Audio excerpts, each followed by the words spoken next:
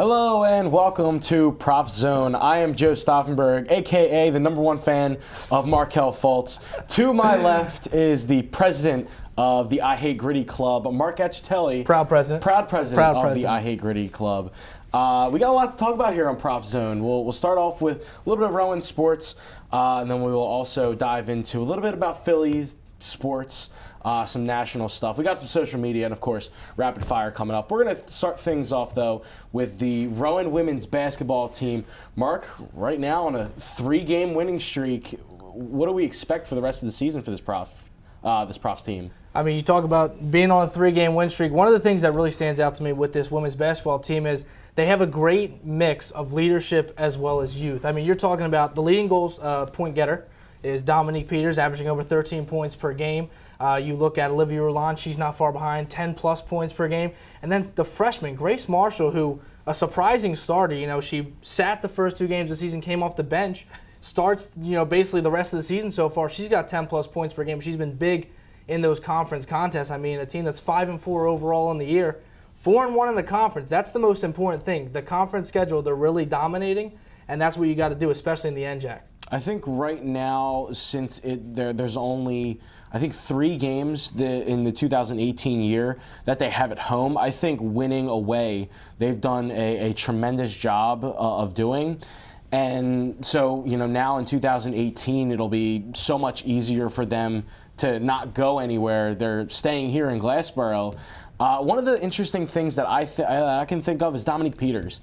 She literally comes off the bench, and she is the top points getter for this Profs team. Like you said, Grace Marshall. Another player that we've looked at and said, wow, she's played a really good season. Kaylin Seitzma hasn't put up the most flashy box numbers, but she still makes a huge impact for the team. I mean, you talk about Kaylin Seitzma, yeah, another one of those players that shows leadership. I mean, she's one of the older girls on the team. And I think one thing you're forgetting to mention, I know we talk about this all the time when we call these games, Ayanna Johnson. She averages 9.7 rebounds per game. That's the thing that this Rowan Profs team was missing last season. They couldn't get it done under the glass, bringing those boards down, the second chance points. And Ayanna Johnson, she's been putting those second chance points up constantly throughout the season. I think that she's going to be a big part of the Profs run through the NJAC this season. And also, I think Jaslyn Duverglass, I talked to Coach after the game. She just is trying to probably get Jaslyn just a little bit more aggressive, and she needs to be more aggressive, especially in the paint area. We're going to stay with Rowan. We're going to go to the men's soccer team, just to recap there. And it was a disappointing season, Mark.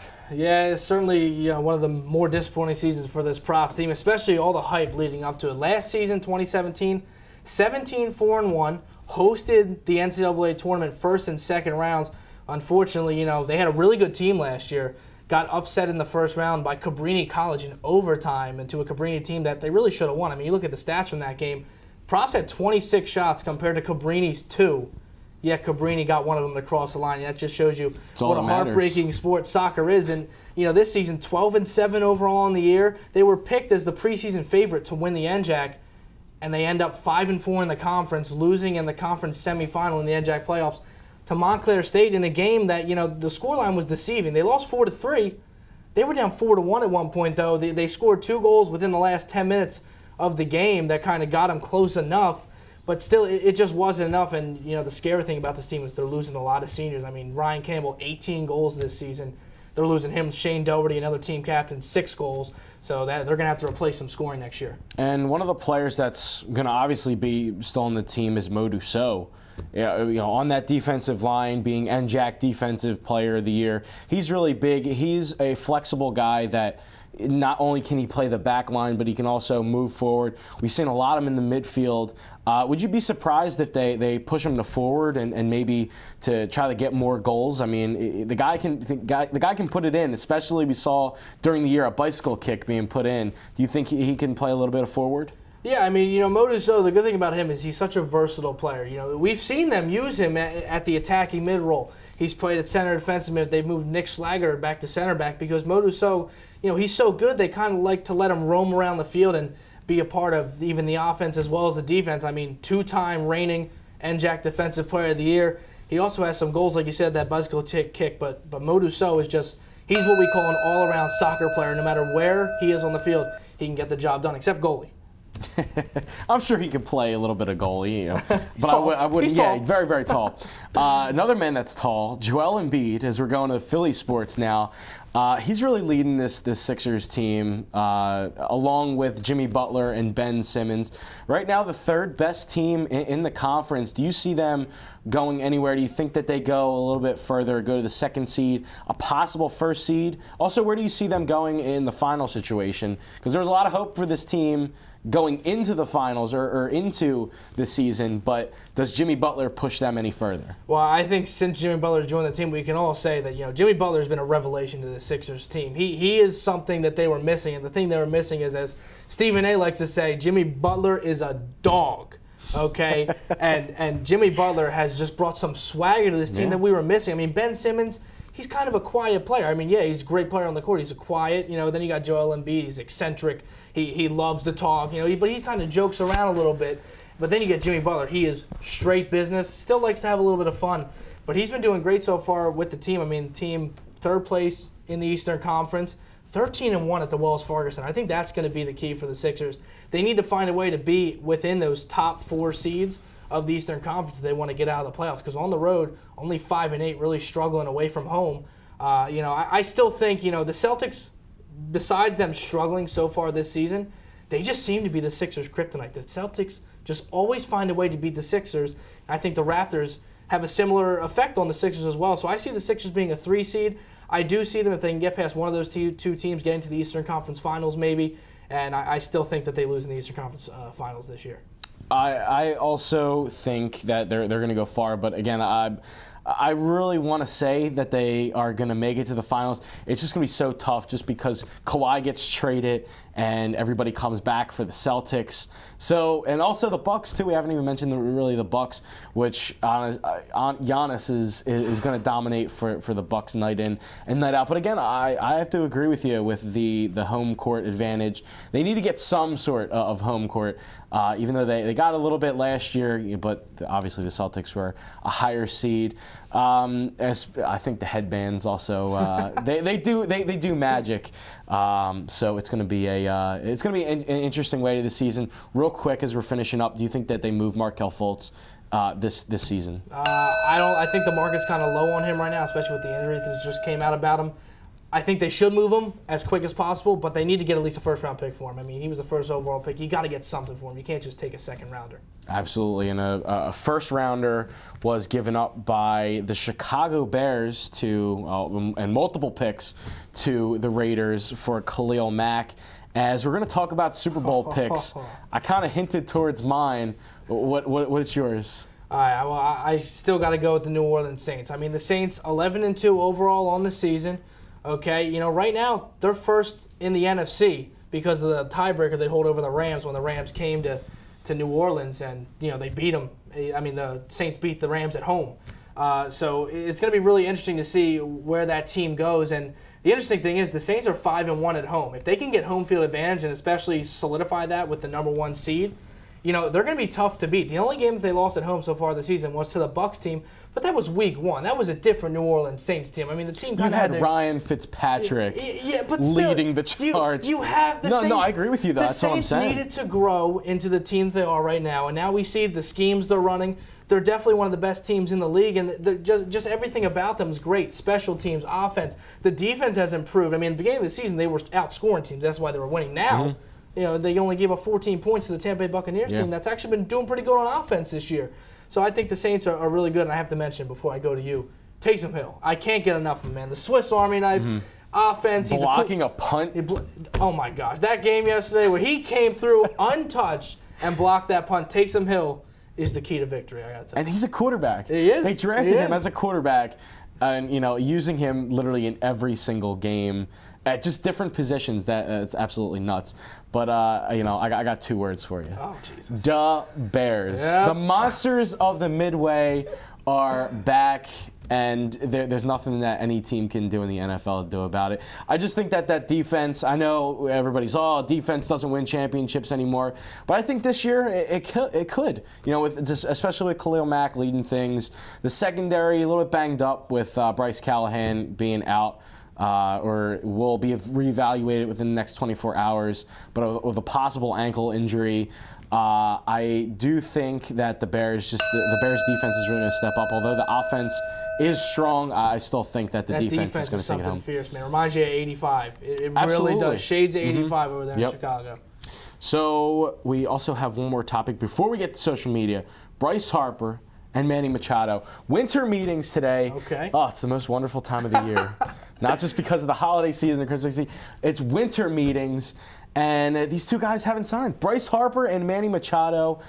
I think that the first player that will sign is Manny Machado. I don't know where he's going to go. I would love to see him on the Phillies just because of the fact he'd be a great fit. I'd also like to see Bryce Harper there as well. I would rather have Harper, but I think Machado is not going to sign with the Phillies. He's going to sign somewhere else, and he's also going to sign first. You know, I think the reason we're seeing that neither one of these guys have signed yet, because, a lot of people are like, we know the three teams both of them are basically considering throughout this whole thing. How have you not signed yet? Well, I think they're just waiting out on money because they know whichever one signs first is going to lose. Because if Harper or Machado signs first, it doesn't matter which one. Just for an example, Manny Machado signs first, Bryce Harper's going to go to whatever team's going to offer him a contract and say, hey, look what Manny Machado got. I know I'm better than Manny Machado, so you're going to pay me what I deserve. So, it kind of, whoever signs first loses the leverage when it comes to getting a big contract. We're talking about like $300, $400 million contracts over 10 years or something like that. So, I think that the Phillies, GM Matt Klentak has come out and he said, he's put it out there. We're willing to spend money this year. And that's what the Phillies are going to do. I think there's a possibility that they do get both. It's slim because you're talking about a lot of money you're committing to two players. Mm-hmm. So it's the chances are slim for them to sign both. But it's out there. He wants to spend money. He's not afraid to spend money. And this Phillies team is craving a star. I mean, so far we have Aaron Nola, our star pitcher, and then Rhys Hoskins. So, Rhys Hoskins comes in, and he was an all-star this past year, did very well in the home run derby, I may add. Yeah, absolutely. But, I think out of the two, the Phillies have a better shot at getting Harper because of that Gene Segura trade. Segura, shores up the midfield. You can move Hoskins back into first base because Santana gets traded away to Seattle, and that leaves an opening in the outfield for who else but Bryce Harper. I think Bryce Harper signs here. And it's just a matter of you're playing with a lot of up-and-coming stars. It's hard because Machado wants to play shortstop for some weird reason, as Gene Segura has played there or is going to play there. But yeah, you move Hoskins over to first base, that opens a lot of doors up for Bryce Harper. And we're gonna, the Phillies are definitely going to spend money to go get him. So we're gonna go to social media right now. Mark, you have the first question. It's coming in. When do you think Carter Hart is going to be with the orange and the black? I got to tell you, look, Carter Hart, he's a young goaltender. Look, it was a great draft pick by the Flyers. I think that this is the most highly touted prospect goaltender-wise the Flyers have drafted in a number of years. He played with the Everett Silvertips in the WHL. He won goaltender of the year in that league. Silvertips also walked away with the league title.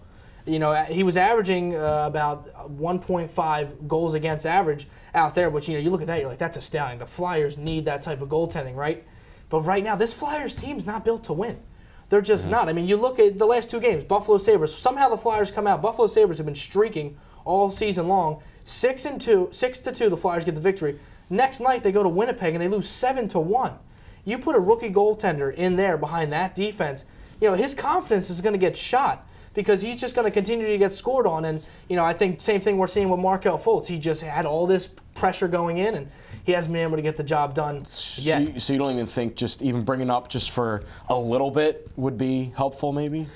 No, I think it's better just have him sit in the AHL with the Phantoms and wait. But, now we're going to move on to your social media question, Joe. Okay. So, dear Joe, how do you feel about the Gene Segura trade? Do you like it? Oh, I love it. This is the best trade that the Phillies have made probably in a long time.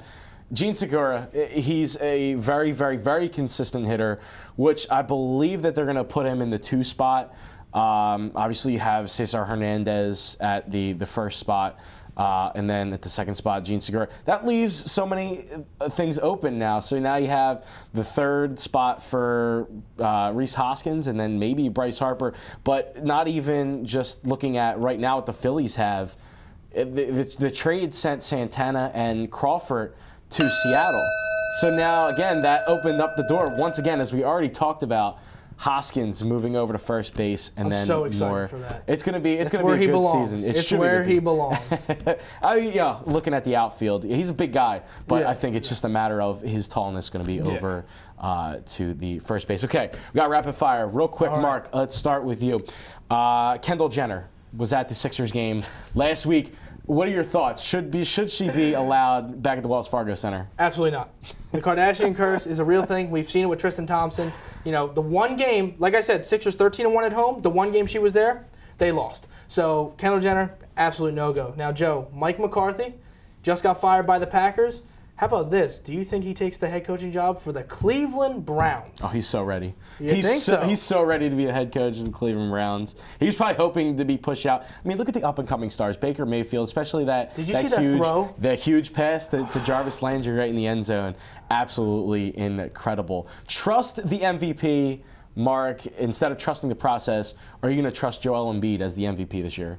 I think he's got a real shot. I mean, you can see what he means to this team. He really carries them on the offensive side, brings down a bunch of rebounds on the defensive side, still just as effective as he is on the offensive side. But Joel Embiid, he's an all-star already. I mean, you can't deny that. And yeah, he's going to be big for the Sixers this season and the playoffs coming up as well. I do think he's definitely in the conversation. I think it'll be between him and Giannis by the end of it. And, you know, Joe, rapid-fire question for you, another one. Who's going to win the college football playoff? Go Irish. Ooh. I am going with the Irish. I'm feeling very lucky. It's just a matter of when Alabama, everybody more than likely was going to take Alabama, but when they played Georgia, they didn't play very well, especially that first half. Then they bring back Hurts. I just think that the balanced attack of Notre Dame will definitely get whatever win possible. For Notre Dame to get the national championship. I hope you're right. I can't stand Alabama. I can't. NFL celebrations. Give me the best celebration by far in the NFL so far. This season. There's so many, but the one that stands out to me the most, Tyreek Hill going behind the camera. Scored that touchdown, hops into the bleachers, pushes the cameraman out of the way, and just says, "Here, let me get the good shot." And he angles it down, and he got all of his offensive linemen standing there with their hands up, waving. There's nothing better than that. I mean, he got fined for it, but still, I think it was worth the money. Stay back here. Don't go over there. Don't go over there and try to man the camera. Before we go, I feel like we have to do something real quick. Because the Sixers are rocking absolutely the headbands. I feel like we have to rock the headbands.